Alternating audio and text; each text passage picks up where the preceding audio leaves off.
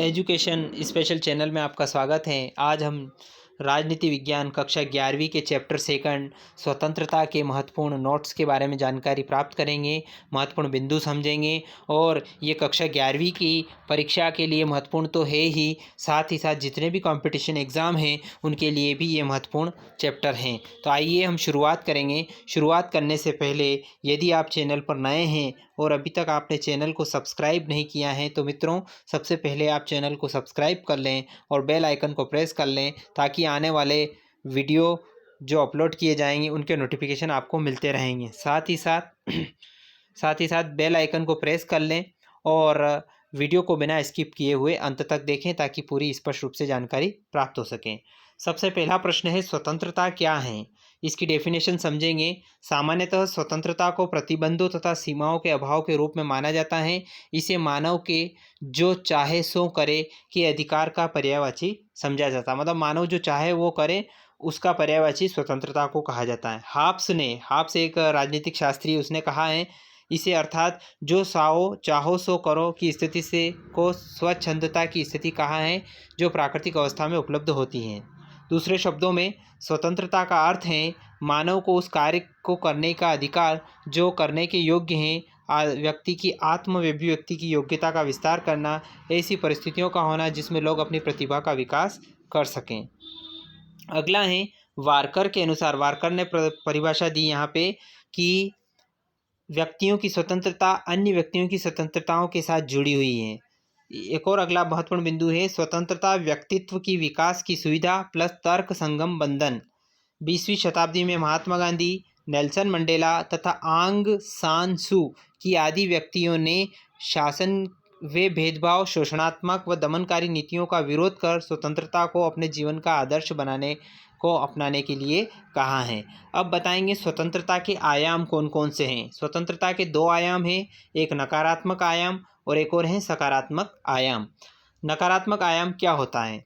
नकारात्मक भाव में इसका निहितार्थ है कि जहाँ तक संभव हो प्रतिबंधों का अभाव हो, क्योंकि प्रतिबंध व्यक्तिगत स्वतंत्रता में कटौती करते हैं, इसलिए इच्छानुसार कार्य करने की छूट हो और व्यक्ति के कार्यों पर किसी का प्रतिबंध नहीं हो। इसी प्रकार समर्थक है जॉन स्टुअर्ट मिल और F.A. हायक आदि इसके समर्थक हैं। अब बात करते हैं सकारात्मक स्वतंत्रता। सकारात्मक स्वतंत्रता नियमों कानूनों के अंतर्गत ऐसी व्यवस्था जिससे मनुष्य अपना विकास कर सकें। दूसरा पॉइंट है, यदि राज्य सार्वजनिक कल्याण का लक्ष्य प्राप्त करना चाहता है तो प्रतिबंध अनिवार्य हैं। अगला है, मानव समाज में रहता है, उसके कार्य अन्य लोगों की स्वतंत्रता को प्रभावित करते हैं, इसलिए इसका जीवन बंधनों द्वारा विनियमित होना चाहिए। तर्कयुक्त बंधनों की उपस्थिति और समर्थता है T.H. ग्रीन व प्रोफेसर ईसायाह बर्लिन। प्रतिबंधों के स्रोत। अब प्रतिबंधों के स्रोत को समझेंगे। व्यक्ति की स्वतंत्रता पर प्रतिबंध प्रभुत्व व बाहरी नियंत्रण से लग सकते हैं। यह प्रतिबंध बलपूर्वक या सरकारें कानून द्वारा लगा सकती हैं, जैसे दक्षिण अफ्रीका में रंगभेद की व्यवस्था और सामाजिक असमानता, जाति प्रथा भी स्वतंत्रता पर प्रतिबंध हो सकता है। अत्यधिक आर्थिक समानता भी प्रतिबंध का एक स्रोत ही है। अब प्रतिबंधों की आवश्यकता क्यों पड़ी, ये भी प्रश्न पूछा जाता है कि प्रतिबंधों की आवश्यकता क्यों होती है। तो मुक्त समाज में अपने विचारों को बनाए रखने व जीने के अपने तरीके विकसित करने के लिए, दूसरे व्यक्ति के अधिकारों की पूर्ति हेतु, सार्वजनिक कल्याण के लक्ष्य हेतु, टकराव की स्थिति को रोकने के लिए और सीमित संसाधनों के उचित बंटवारे के लिए हमें प्रतिबंधों की आवश्यकता पड़ती है। बात कर लेते हैं हानि सिद्धांत। हानि सिद्धांत क्या होता है? जॉन स्टुअर्ट मिल ने अपने निबंध ऑन लिबर्टी में जिस मुद्दे को उठाया है, राजनीति सिद्धांत में उसे हानि सिद्धांत के नाम से जाना जाता है। किसी के कार्य करने की स्वतंत्रता में हस्तक्षेप करने का इकलौता लक्ष्य आत्मरक्षा है या किसी अन्य को हानि से बचाना होता है। उदारवादियों के अनुसार स्वतंत्रता, उदारवादियों ने स्वतंत्रता को किस तरह माना है ये भी मैं आपको बता देता हूँ। व्यक्ति स्वतंत्रता को अधिक महत्व व्यक्ति की आर्थिक, सामाजिक, राजनीतिक स्वतंत्रता पर बल मुक्त बाजार व राज्य की न्यूनतम भूमिका के पक्षधर, किंतु अब कल्याणकारी राज्य की भूमिका को महत्व देते हैं। समाजवादियों के अनुसार स्वतंत्रता का आर्थिक पहलू अधिक महत्वपूर्ण है। अब स्वतंत्रता के पहलू क्या क्या हैं ये भी हम जान लेते हैं। नकारात्मक पक्ष, इसमें व्यक्ति के कार्यों पर कोई प्रतिबंध नहीं होता है, इच्छा अनुसार कार्य करने की छूट रहती है। इसी प्रकार सकारात्मक पक्ष, नियमों व कानूनों के अंतर्गत ऐसी अवस्था जिससे मनुष्य अपना विकास कर सकें उसे सकारात्मक पक्ष कहा जाता है। उत्तरदायित्वों के अनुसार स्वतंत्रता, व्यक्ति को अधिक आर्थिक, सामाजिक, राजनीतिक स्वतंत्रता पर बल तथा राज्य की कल्याणकारी भूमिका को बढ़ावा देना। समाजवादियों के अनुसार स्वतंत्रता, स्वतंत्रता के आर्थिक पक्ष को बढ़ावा। अब स्वतंत्रता के प्रकार कौन कौन से होते हैं ये भी हम जान लेते हैं। प्राकृतिक स्वतंत्रता, व्यक्तिगत स्वतंत्रता, राजनीतिक स्वतंत्रता, आर्थिक स्वतंत्रता और राष्ट्रीय स्वतंत्रता। उदारवादी बनाम मार्क्सवादी धारणा,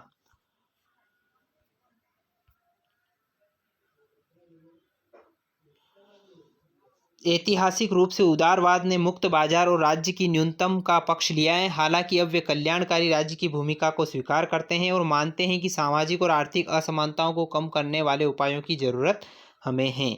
सकारात्मक उदारवादी हॉब्स, लॉक तथा लास्की समर्थन करते हैं कि कानून व्यक्तियों की स्वतंत्रता की रक्षा करता है, सार्वजनिक हित में व्यक्तियों को सर्वोत्तम विकास के अवसर उपलब्ध कराने के लिए उचित प्रतिबंधों का समर्थन करता है। उदारवादी व्यक्तिगत स्वतंत्रता को समानता जैसे मूल्यों से अधिक वरीयता देते हैं। वे आमतौर पर राजनीतिक सत्ता का भी संदेह की नज़र से देखते हैं। मार्क्सवादी समाजवादी सामाजिक जीवन के ढांचे में उपलब्ध आर्थिक स्वतंत्रता को महत्व देते हैं। स्वतंत्रता की मार्क्सवादी धारणा सभी लोगों के लिए इसके समान हितों की कामना करती हैं। वर्गों के बोझ से दबे बुर्जुआ समाज में उनके निहितार्थ भिन्न वर्गों के लिए भिन्न होते हैं। इसलिए जब तक पूंजीवादी व्यवस्था के या समाजवादी व्यवस्था नहीं आ जाती तब तक वास्तविक स्वतंत्रता संभव नहीं है। अब स्वतंत्रता संबंधी J.S. मिल के क्या विचार हैं ये भी जान लेते हैं। व्यक्ति के कार्य, स्वसंबद्ध कार्य और परसंबद्ध कार्य, वे कार्य जिनके प्रभाव केवल इन कार्यों को करने वाले व्यक्ति पर पड़ते हैं। इन कार्यों के निर्णयों के मामले में राज्य या किसी बाहरी सत्ता का कोई हस्तक्षेप नहीं होता है, तो यहाँ पर स्वसंबद्ध कार्य होते हैं। अब परसंबद्ध में वे कर्ता के अलावा बाकी लोगों पर भी प्रभाव डालते हैं। ऐसे कार्य जो दूसरे लोगों को नुकसान पहुँचा सकते हैं उन पर राज्य बाहरी प्रतिबंध लगा सकता है। अब हानि का सिद्धांत जो रहता है वो है परसंबद्ध कार्यों से किसी दूसरे को हानि हो सकती है, इस कारण उस पर औचित्यपूर्ण प्रतिबंध लगाया जा सकता है। राज्य का किसी व्यक्ति के कार्यों व इच्छा के खिलाफ प्रतिबंध लगाने का उद्देश्य किसी अन्य को हानि से बचाना होता है। स्वतंत्रता पर प्रतिबंध के आधार, देश की सुरक्षा, विदेशों के साथ मैत्री संबंध, मानहानि और न्यायालय की अवमानना, और देश की अखंडता एवं एकता एवं अखंडता। अभिव्यक्ति की स्वतंत्रता के बारे में चर्चा करेंगे। वॉल्टेयर के निम्नलिखित कथन से अभिव्यक्ति की स्वतंत्रता का महत्व आंका जा सकता है। तुम जो कहते हो मैं उसका समर्थन नहीं करता, लेकिन मैं मरते दम तक तुम्हारे करने के अधिकार का बचाव करूंगा। ऑब्रे मेनन की रामायण रिटोल्ड, मिनाथुराम बोलते नाटक, सलमान रुश्दी की सैटिफिक वर्सेज व film the last temptation of Christ का समाज के विभिन्न वर्गों से जबरदस्त विरोध हुआ, जिसके चलते यह प्रतिबंधित हुए कि शांति व व्यवस्था के लिए प्रतिबंध आसान लेकिन अल्पकालीन समाधान है, किंतु आदत के रूप में इसका विकास गलत है। अभिव्यक्ति की स्वतंत्रता का मुद्दा हस्तक्षेप के लघुत्तम क्षेत्र से जुड़ा हुआ है। जॉन स्टुअर्ट मिल ने अपनी पुस्तक ऑन लिबर्टी में सबल तर्क रखते हुए अभिव्यक्ति की स्वतंत्रता उन्हें भी होनी चाहिए जिनके विचार आज की स्थितियों में गलत और भ्रामक लग रहे हैं। 4 सबल तर्क, कोई भी विचार पूरी तरह से गलत नहीं होता है, उसमें सच्चाई का भी कुछ अंश होता है। सत्य स्वयं के उत्पन्न नहीं होता बल्कि विरोधी विचारों के टकराव से पैदा होता है। जब किसी विचार के समक्ष एक विरोधी विचार आता है तब उसी विचार की विश्वसनीयता सिद्ध होती है। आज जो सत्य है वह हमेशा सत्य नहीं रह सकता, या कई बार जो विचार आज स्वीकार्य नहीं होता है वह आने वाले समय के लिए मूल्यवान हो सकते हैं। व्यक्ति की स्वतंत्रता पर कई बार प्रतिबंध अल्पकालीन रूप से समस्या का समाधान बन जाते हैं और तत्कालीन मांग को पूरा कर देते हैं, लेकिन समाज में स्वतंत्रता की दूरगामी संभावनाओं की दृष्टि से बहुत खतरनाक हैं। अब स्वतंत्रता की रक्षा के उपाय क्या क्या हैं ये भी हम जान लेते हैं। स्वतंत्रता की रक्षा के उपाय हैं लोकतांत्रिक शासन, मौलिक अधिकार, कानून का शासन, कार्य न्यायपालिका की स्वतंत्रता, शक्तियों का विकेंद्रीकरण, शक्तिशाली विरोधी दल, आर्थिक समानता और विशेषाधिकार न होना और जागरूक जनमत। तो साथियों, आज मैंने कक्षा 11वीं एनसीईआरटी जो नया कोर्स लागू किया गया है राजनीति विज्ञान में, उसके स्वतंत्रता चैप्टर अध्याय 2 को क्लियर किया है। इसके महत्वपूर्ण बिंदुओं को समझाने का प्रयास किया है। तो साथियों, उम्मीद करता हूं कि वीडियो आपको पसंद आया होगा। यदि वीडियो पसंद आए तो लाइक करें, शेयर करें, कमेंट करें, और यदि आपने अभी तक चैनल को सब्सक्राइब नहीं किया है तो प्लीज़ आप चैनल को सब्सक्राइब कर लें और बेल आइकन को प्रेस कर लें, ताकि आने वाले वीडियो के नोटिफिकेशन आपको मिलते रहेंगे। धन्यवाद साथियों। जय हिंद, जय भारत।